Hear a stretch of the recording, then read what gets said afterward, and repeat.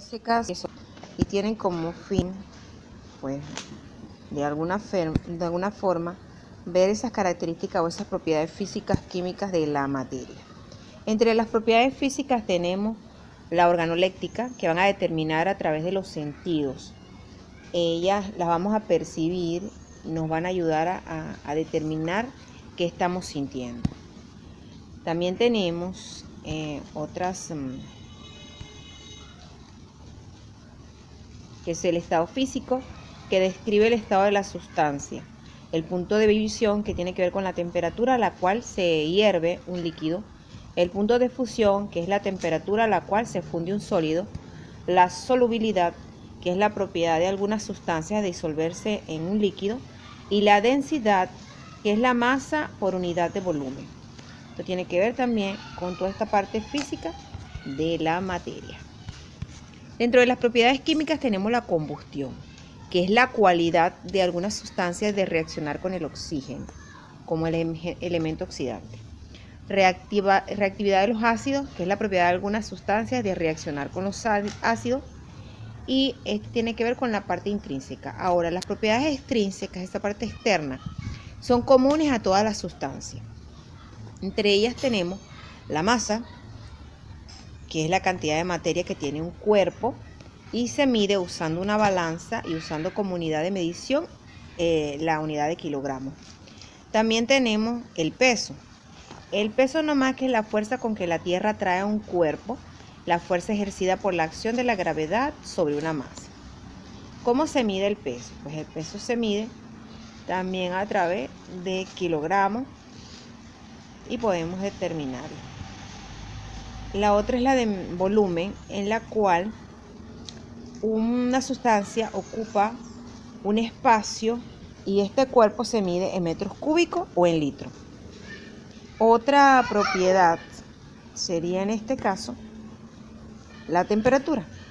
La temperatura nos va a determinar el grado de calor que tiene un cuerpo y la unidad de temperatura se mide a través de los grados centígrados, Celsius. Estas son las propiedades y estos son los instrumentos en los cuales se mide. Ahora, ¿qué pasa con la materia? La materia tiende a producirse en ellas cambios. Todos los materiales de nuestro alrededor, de nuestro ambiente, van a sufrir diferentes cambios. Aquí podemos ver cómo esta pelota pues sufre un cambio de posición cuando es pateada. Podemos ver cómo cada objeto cambia de posición o es transformado a través de esos cambios. Existen dos tipos de cambios, el cambio físico y el cambio químico. Esto nos va a determinar qué está pasando con los materiales y con los elementos que está compuesto de esos materiales, que es la materia. Esos cambios físicos van a ser necesarios para determinar qué está pasando. Los físicos afectan los materiales sin transformarlos en otros. Aquí no ocurre transformación. Sin embargo, en el cambio químico, los materiales se van a transformar en otros diferentes. Cuando se transforma, entonces sabemos que estamos en presencia de un cambio químico. Los cambios físicos tienen que ver con el estado de los elementos. Por ejemplo, el agua tiene diferentes cambios. Va de lo sólido a lo líquido y de este al gaseoso. Pero para ello debe haber un cambio del mismo. Por ejemplo, cuando pasa de sólido a líquido, hablamos de fusión. Cuando hablamos de líquido a vapor, hablamos de vaporización. Igualmente, cuando son transformados de gas a través de un fuego, hablamos de condensación, cuando se tornan líquido, y de líquido a sólido hablamos de solidificación. Entonces, en dado caso, estamos hablando de lo que sería el término sublimación, que puede ser una sublimación progresiva, donde el agua, H2O, se volatiliza, y una sublimación regresiva, donde el agua se solidifica.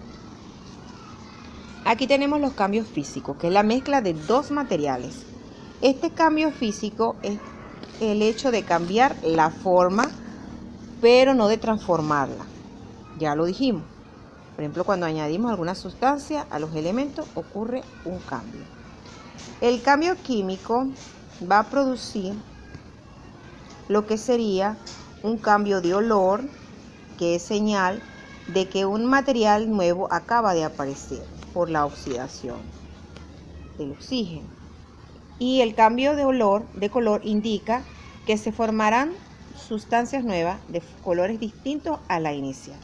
Aquí vemos una manzana y cuando va pasando el cambio químico, pues se pudre y cambia de color.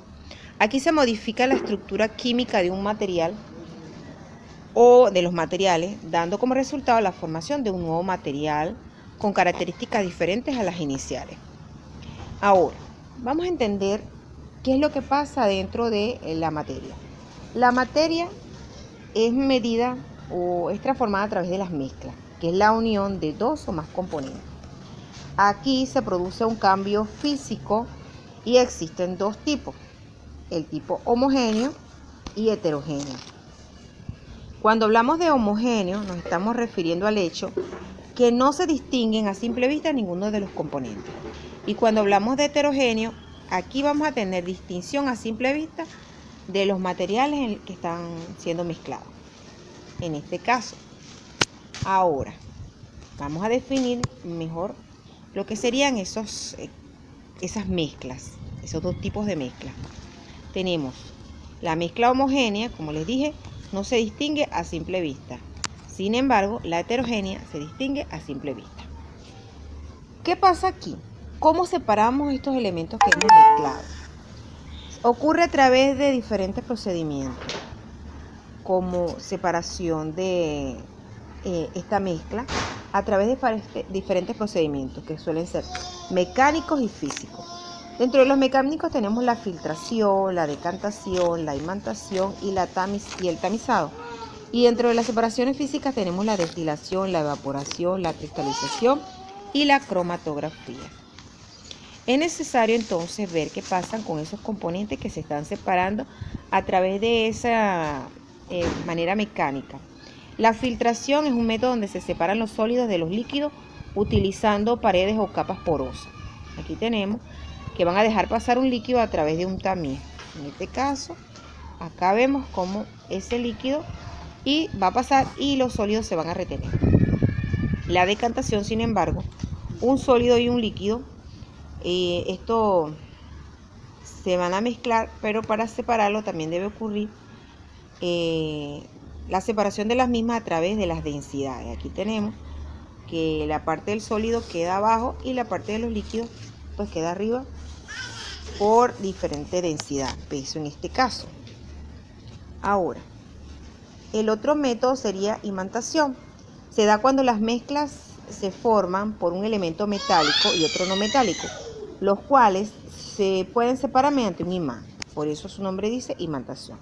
Aquí tenemos una arena y tenemos unos clics y el imán va a separar a través de la imantación. Tenemos el tamizado. Aquí se separan dos o más sólidos de diferentes tamaños por medio de un sedazo. Aquí tenemos un sedazo y dependiendo del tipo de grano del sólido en cuestión, vamos a dejar los más gruesos arriba y los más finos van a quedar tamizados. Otra separación a través del físico es la evaporación. Aquí el material es más volátil que otro y se logra calentar suavemente la mezcla. Se van a separar los componentes. Uno escapa en forma de gas y el otro queda como residuo. Aquí tenemos una tetera donde se va el agua a través de esa evaporación con las temperaturas. Y la cristalización se obtiene a través de eso que está acá, que ustedes pueden ver donde los sólidos se cristalizan a partir de sus mezclas. Un sólido cristalino posee una estructura interna que está ordenada regular, que está colocado en un ordenamiento de átomos, iones y moléculas.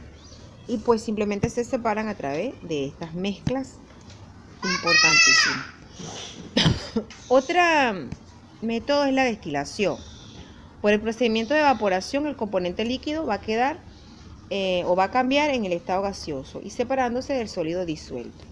Este método que está acá, a través del balón, como la mezcla de sal y agua, se separa el líquido de la sal a través de la destilación. Y la cromatografía es una técnica que permite separar mezclas cuyos componentes difieren en el grado de absorción a la superficie de un material inerte con el que no reacciona.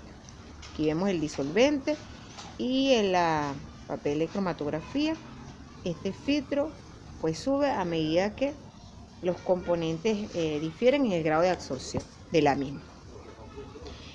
Entonces, toda mezcla es importantísimo para diferenciar los tipos de materia o materiales. También tenemos las soluciones. Recuerdan que hablamos de las soluciones. Ese sistema monofásico óptimamente homogéneo formado por dos componentes que serían un soluto y un solvente. Esas son las soluciones, los cuales se encuentran en proporciones variables dentro de ciertos límites y pueden separarse por procedimientos físicos tales como evaporación y destilación. Como yo les dije, entonces la separación es el conjunto de solutos y de solventes. Este soluto es la sustancia que se disuelve y el solvente, pues nosotros conocemos un solvente universal, que es la sustancia que disuelve. En este caso el agua es un solvente y se llama solvente universal. A partir de esto que está acá, haciendo una solución de la misma. Las concentraciones de las soluciones van a indicar la cantidad de solutos disueltos en una determinada cantidad de solvente. En términos cualitativos, la solución puede ser entonces de tres tipos. Tenemos diluidas y concentradas. En cuanto a las soluciones concentradas, tenemos tres tipos, que son insaturadas, saturadas y sobresaturadas. Cuando hablamos de insaturadas, aquí es mucho soluto disuelto, pero sin llegar a la saturación. Cuando se habla de saturadas, es que han alcanzado la máxima concentración. Si se agrega más soluto, este no se disuelve completamente. Cuando usted añade mucho azúcar o mucha sal al agua, va a haber un momento en donde ella no va a poder ser disuelta. Y la sobresaturada es cuando contiene mayor cantidad de solutos que la saturada, pero en equilibrio inestable. Permanece parte del soluto sin disolver en el fondo del recipiente, cuando nos pasamos de sal. También ocurre preparación de las soluciones. Esto se da a través de fórmulas químicas muy importantes que las personas deben saber para disolver distintas soluciones en los sistemas químicos. Tenemos por dilución y tenemos una fórmula. Volumen 1 por concentración 1 es igual a volumen 2 por concentración 2. La solución de las concentraciones conocidas se diluye con agua y por pesada, entonces en este caso sería cuando podemos medirla a través de una balanza. Se necesita conocer la cantidad de gramos que deben pesarse para preparar la solución. Esta es entonces la forma en que distinguimos toda la materia, los materiales, las soluciones y las mezclas de los mismos.